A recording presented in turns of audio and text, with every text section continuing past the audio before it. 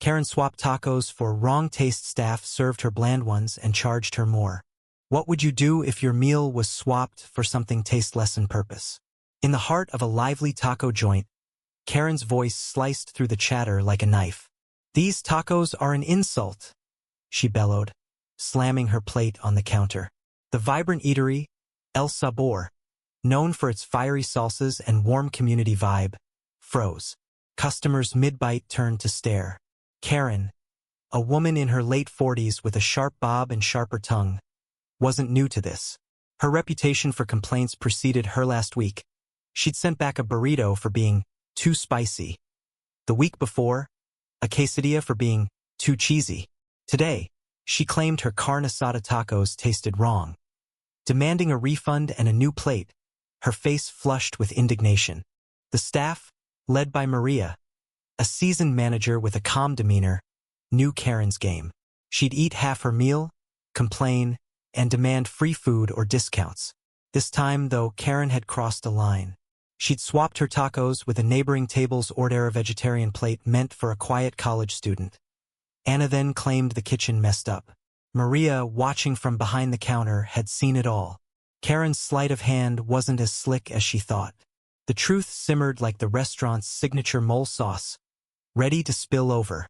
Maria stepped forward, her apron stained with the day's work, and addressed Karen with measured politeness. "Ma'am, we saw you swap the plates. Those weren't your tacos." The room buzzed with whispers. Karen's eyes widened, but she doubled down. "How dare you accuse me? I'm a loyal customer." Her voice rose, accusing the staff of incompetence, racism, anything to deflect.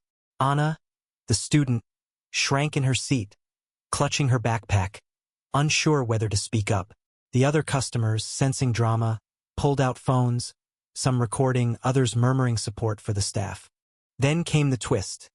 An elderly man, Mr. Ruiz, a regular who'd been quietly sipping horchata in the corner, stood up.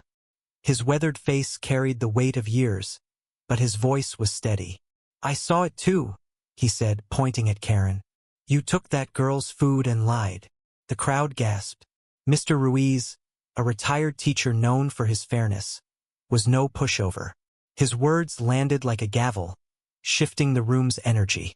Karen's bravado faltered, her hands fidgeting with her purse. She hadn't expected a witness, let alone one with the community's respect. The confrontation escalated as Maria laid out the truth. She explained how Karen's pattern of complaints had cost the restaurant hundreds in comped meals.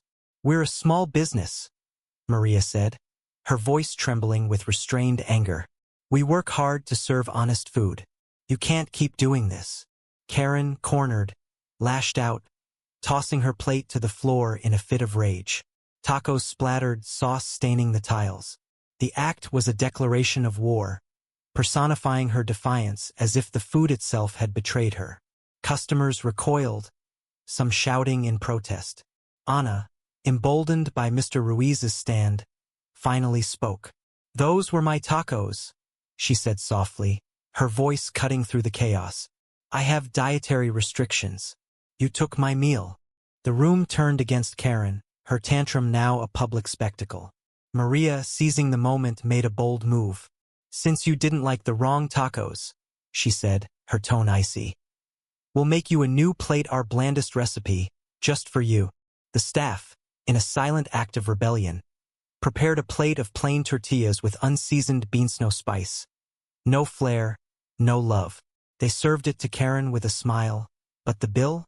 Double the usual price, reflecting the special effort for her custom order. The crowd erupted in laughter, some clapping. Karen's face burned red, her entitlement crumbling under the weight of her own actions. Karen's downfall was swift.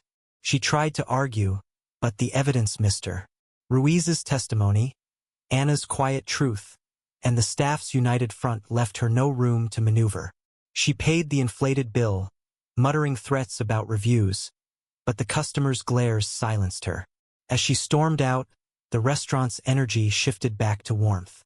Maria comped Anna's meal, and Mr. Ruiz offered to share his horchata, sparking a conversation about fairness and community. The staff cleaned the mess, their heads held high, knowing they'd stood their ground. In the end, El Sabor thrived, its story spreading online as a testament to standing up to bullies. Karen's Yelp review, predictably scathing, was drowned out by dozens of five-star posts praising the restaurant's integrity. The lesson lingered. Actions have consequences, and truth tastes better than lies. What do you think? When is it right to call out someone like Karen, and when should we let it go? Share your thoughts.